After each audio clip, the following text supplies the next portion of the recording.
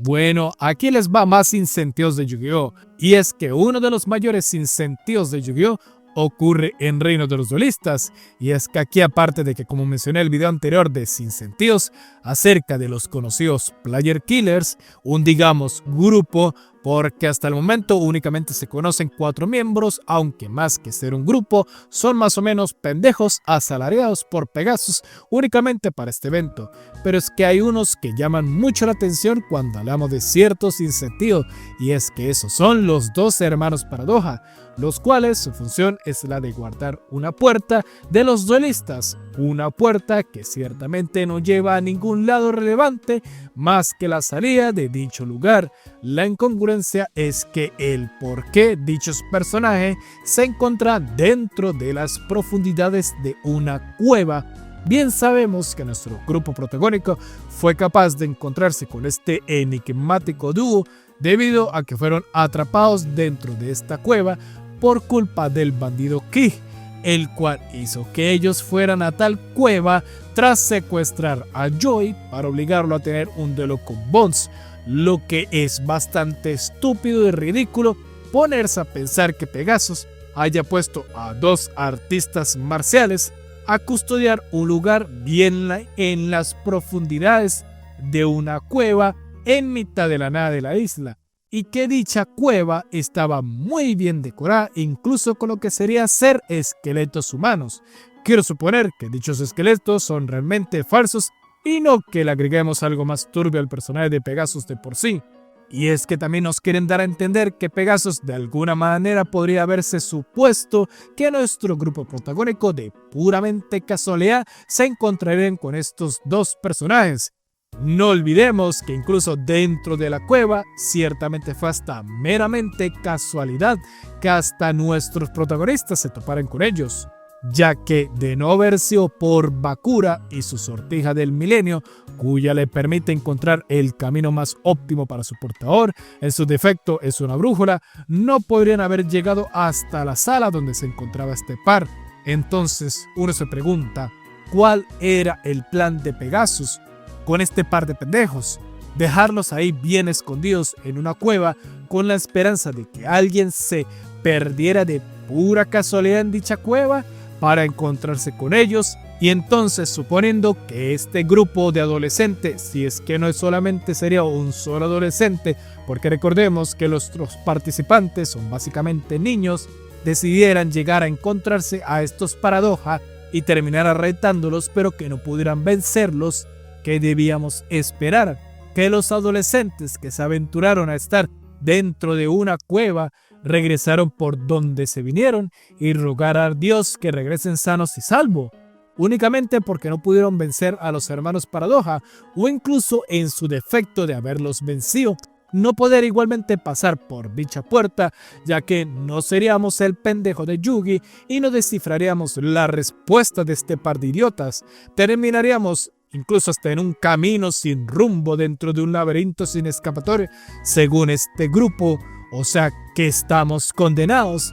¿Qué chiste hay de este lugar? O sea, ¿debo yo comerme el cuento que Pegasus contrató a 2 pendejos a resguardar una zona construida únicamente para tener duelos en la parte más escondida dentro de una cueva infestada de esqueletos humanos, con el propósito de que esperar que algún idiota sea lo suficientemente imbécil para adentrarse a tal lugar?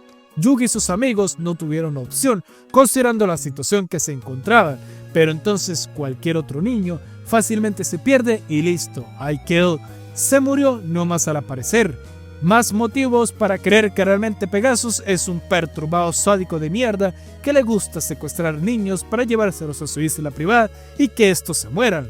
Incluso no me sorprendería que ese montón de esqueletos sean realmente de niños que se perdieron en esta isla y para ocultar cosas únicamente fueron desechados en esta cueva recóndita en el culo de la isla, perturbador en el sentido anglosajón de la palabra si me preguntan.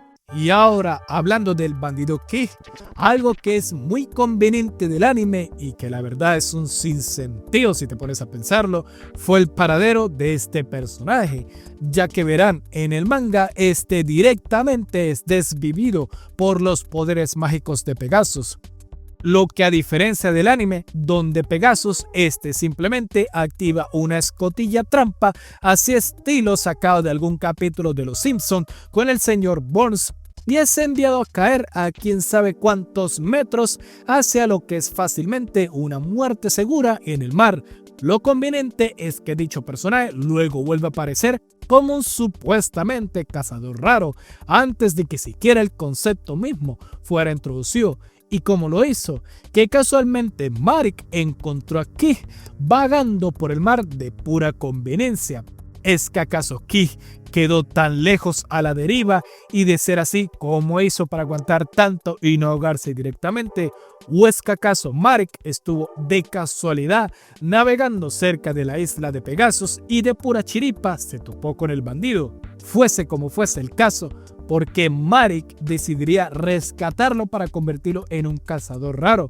Bien sabemos que generalmente los cazadores raros son personas que son siervos de Marik en su mayoría por decisión propia, eso incluyendo al mismo que claramente estaba dispuesto a ceder su mente a Marik, y los que no, como Arcana, seguían a Marik por promesas que le hizo, pero no era el caso con Ki.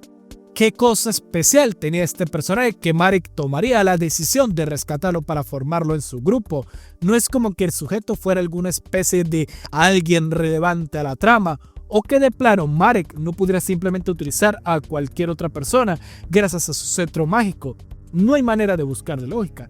Simplemente Melvin, de pura casualidad, se encontró al bandido Ki varado en mitad del mar cerca de la isla de Pegasus. Además, otra cosa a agregar, si fue Marik quien encontró al bandido, ¿cómo hizo para que llegara a Japón antes que él?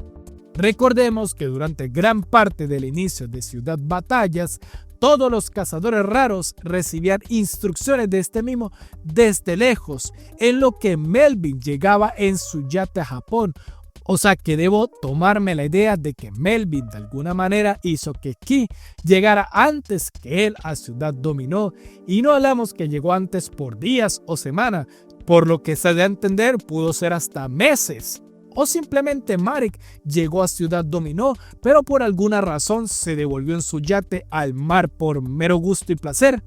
Sé que no hay que buscarle tanta lógica a un claro relleno del anime, pero como es el contenido que la gran mayoría conocemos, siempre me dio esa picazón en la curiosidad. Ahora, recapitulando con el primer sinsentido que hablé, mencioné la sortija del milenio, que ese es otro sinsentido, y es que no es solamente la sortija del milenio, sino todos los artículos del milenio. Verán, cuando la gran mayoría de estos artículos son introducidos, generalmente lo hacían con un único concepto, como tipo alguna especie de poder mágico que estos otorgaban de manera única, hasta que la trama no le beneficiaba y necesitaba algo más. Y es que todos sabemos cuáles son. El rompecabezas se supone que otorgaba suerte a su usuario. Bueno, hasta en lo que cabe es lo que se demuestra dar a entender. Por ese motivo, muchas veces Yugi ha salido victorioso de duelo, y no solo ello, sino hasta ileso de otros momentos. Y es que lo menciono así porque de entre todos es como el más normalito en cuanto nos referimos a este apartado, porque el resto sí tienen habilidades que o nunca se explican, nunca se vuelven a usar, o de plano son mafufadas únicamente inventadas por el anime para que la trama avance, como por ejemplo la sortija milenaria, cuya tiene el poder de mostrarle el camino correcto a lo que su portador desea, pero luego vemos situaciones como Bakura invocando monstruos como si nada en la vida real, transportar las almas de las personas a encarnar monstruos de duelo, o de plano lanzar rayos láseres de mismo. Luego encontramos otros como el ojo milenario, que si me preguntan es el artículo milenario más roto, porque aparte de tener la capacidad de ver las almas de las personas, motivo por el que puede leer mentes y ver espíritus de gente muerta, es incluso capaz de encerrar el alma de las personas en otros sujetos. en el anime usado para encerrarlos en cartas, mientras que en el manga se podía usar de otras maneras porque el abuelo de Yugi fue encerrado en un televisor, no en una carta como en el anime. No olvidemos lo que le hizo también al bandido Ki en el manga. Y bueno, el resto más o menos así. Primero son presentados con una capacidad específica que le permite a su usuario hacer algo en concreto, pero luego todos tienen la capacidad de controlar mentes, lanzar rayos, teletransportar a sus usuarios, enviarlos a los duelos de las sombras, albergar las almas de personas dentro, viajar entre dimensiones y bueno, conveniencias que la trama llega a requerir en ese momento.